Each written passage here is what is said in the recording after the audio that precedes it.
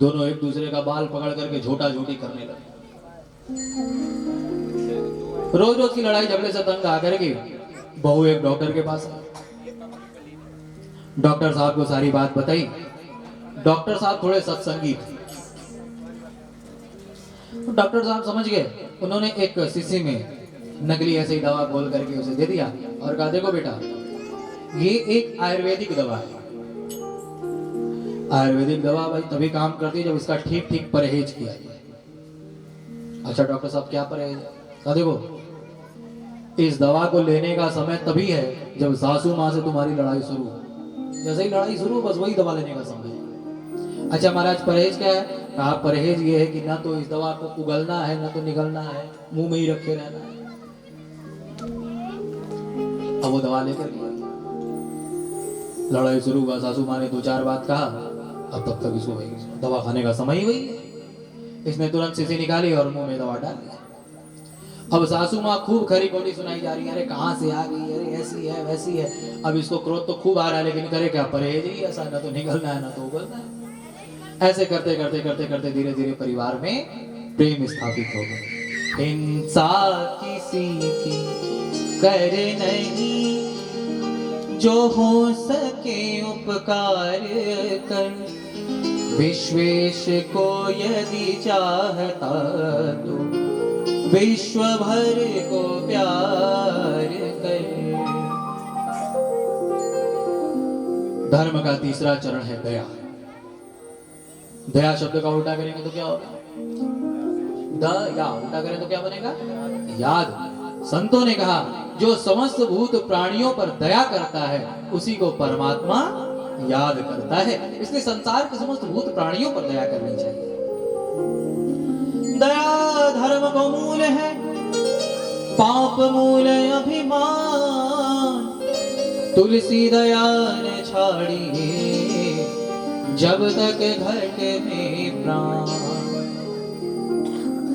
संत ज्ञानेश्वर ने अपने ज्ञानेश्वरी नामक ग्रंथ में लिखा है कि जैसे यदि कोई नदी का बहता हुआ जल जा रहा है, जैसे आप जल गिराएं, जल बहता हुआ जा रहा है, सामने यदि कोई गड्ढा आ गया तो जब तक वो जल उस गड्ढे को नहीं भर लेता तब तक आगे नहीं बढ़ेगा।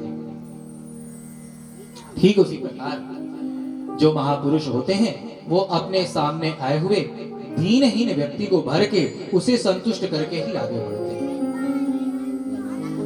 अच्छा, यदि जल में तेल मिलाए तो क्या मिलेगा? नहीं। नमक मिलाया तो मिल जाएगा, चीनी मिलाया तो मिल जाएगा। तो निष्कर्ष क्या निकलता है?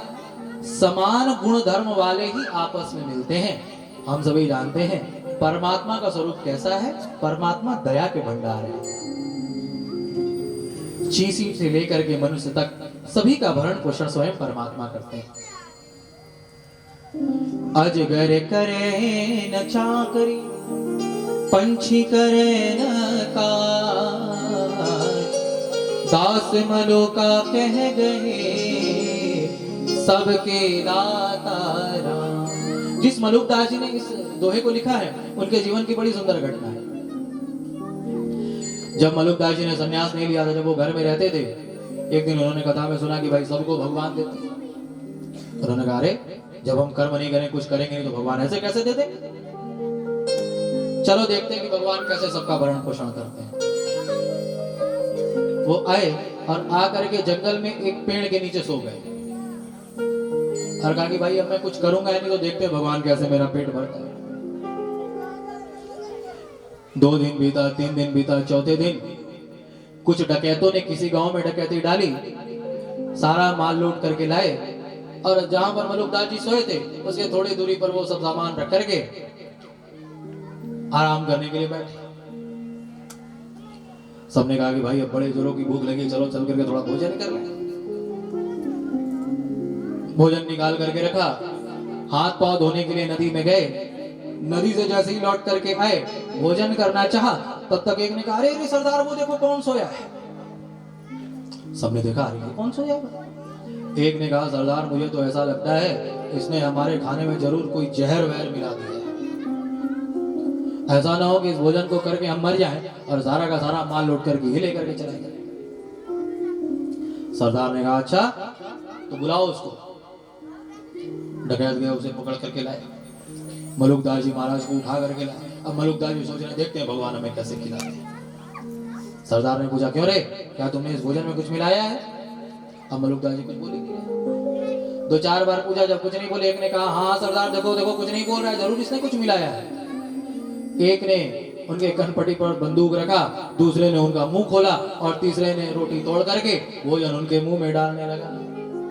तब जाकर के मलुकदास जी महाराज ने कहा, अजगर करे न चाकरी, पंछी करे न कार, दास मलुका कह गए सबके दाता राम। भगवान दया के स्वरूप वाले हैं, अतः जो समस्त भूत प्राणियों पर दया करता है उसी को परमात्मा की कृपा प्राप्त होती है।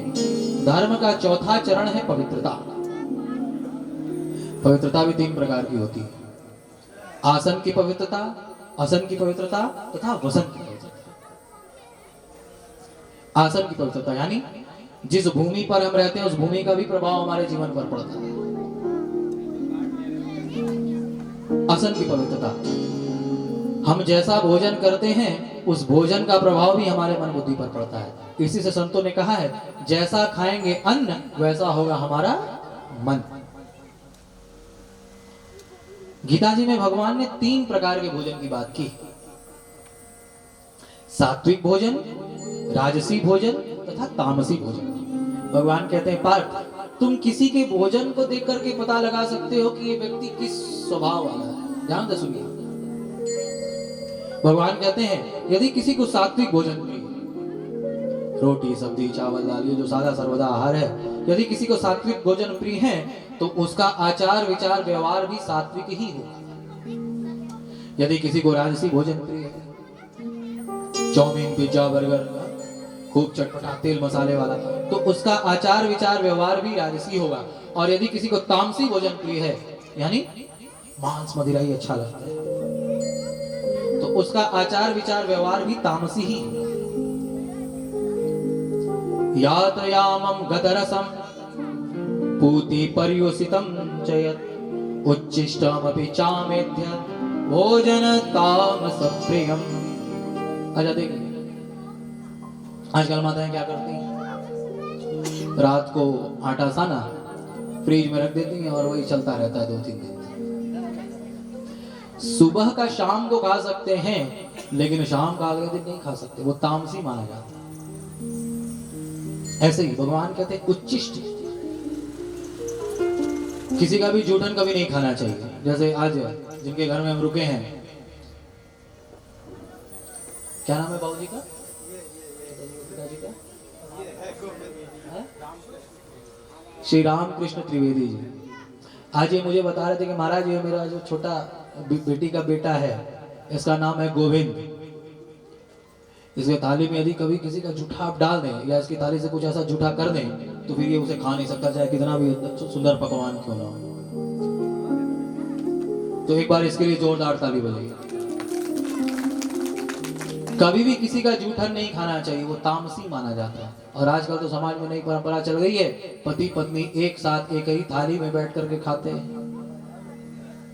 पूछो तो कहते हैं महाराज एक साथ खाने से प्रेम बढ़ता है। प्रेम नहीं बढ़ता, पाप बढ़ता है।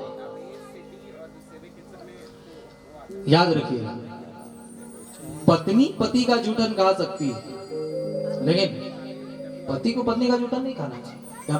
बूढ़ी बूढ़ी माताएं बैठी हैं तो पूछो जरा, क्या इन्होंने अपने पति के साथ बैठ कर थाली में भोजन किया है? तो उच्छिष्टमपि चामेत्य भोजनम तामस प्रियम। घर में जिसके जिसके भी ठाकुर जी हैं, कम से कम जो भी ठाकुर जी के भक्त हैं, जो भी भगवान की भक्ति करते हैं, जो भी भगवान का भजन करते हैं, उन्हें अपने घर में लहसुन प्याज नहीं बनाना चाहिए। शास्त्र कहता है यदि आपने लहसुन प्याज खा लिया और लहसुन प्याज खाने के बाद 27 दिन के भीतर भीतर यदि किसी की मृत्यु हो गई तो वो सीधा नरक जाता है। 27 दिनों तक आप कोई यज्ञ में नहीं बैठ सकते, कोई अनुष्ठान नहीं करा सकते, कोई भी कर्मकांड नहीं कर सकते। लहसुन प्याज को अशुद्ध बताया गया है, इसलिए जो भी भगवान के सच्चे भक्त हैं कम से कम उनको तो इन चीजों से दूर ही रहना चाहिए। तीसरा है वसन की पवित्रता। जैसा हम कपड़ा पहनते हैं उसका भी प्रभाव हमारे मन बुद्धि पर पड़ता है। हमारे यहाँ माताओं को साड़ी तथा पुरुषों को धोती पहनने का विधान है। आप लोग कहेंगे महाराज नौकरी करना है, ये करना है, वो तो पैंट तो पहनना ही पड़ेगा, तो आप पहनिए। लेकिन कम से कम जब आप यज्ञ में बैठे, हवन में बैठे, पूजन में बैठे, तो पुरुष वर्ग धोती और माताएं साड़ी पहन करके ही बैठे, क्योंकि कमर के नीचे सीले हुए वस्त्र को देवता का स्वीकार नहीं करते। और आजकल तो देखो महाराज, पंडित जी भी आएंगे तो पैंट पहन के ही हवन करा करके चल रहे हैं, और यजमान भी पजामा पहन के, जींस पहन करके बैठ कर